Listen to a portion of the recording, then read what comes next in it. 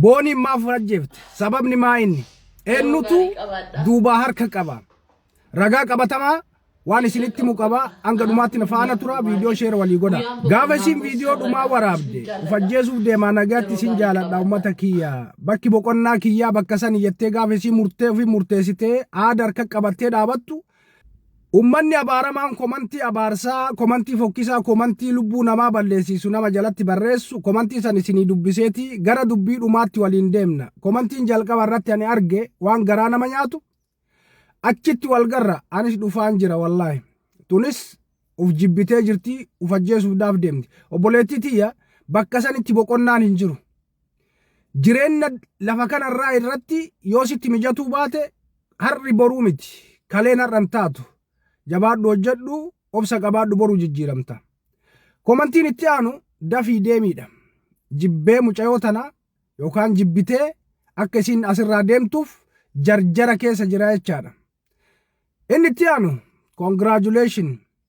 mucayoon kitaaba eebbisiisaan jirtu yookaan yuunivarsiitii irraa eebbifamaan jirtu du'aa deemaa ufajjeesuuf deema jette obsi bareedduu koo ni dabraayoo jettee maal qaba yoo irraa hafte garuu walitti mufanna imala jetteef san irraa yoo hafte yoo du'uu baatte walitti mufanna waliin dubbifnu sitti aarraadha jibbi ilmi namaa sadarkaa kanatti waliif qabu maal akka ta'e naaf hin galle jaayisi maalitti dhiiftee laata karaan duuda lukkuu siif haa ta'u hin eebbiftemoon abaartee waan isaa naaf hin galle hundaafuu hanga ummanni keenya Oromoo kun walitti jabaate addunyaa walitti hin jabaanne harkaan waa walii godhuu hin danda'u harkaan waa wal godhuu hin danda'u komantiin garaa nama balleessu komantiin miira keessa nama galchuu du'a namaaf hawwuun ummata keenyaaf waan salphaadha nagayaan boqadhu mucayoon ufajjeesa jedhaa jirti inni akka waan duutee godheeti ammaanu du'aayii godhuufi eegale kootu je'in anatu waan karaa salphaan ittiin of ajjeeftu kennaafi yooma akka tasaa du'uu baattes anatu ajjeesaadha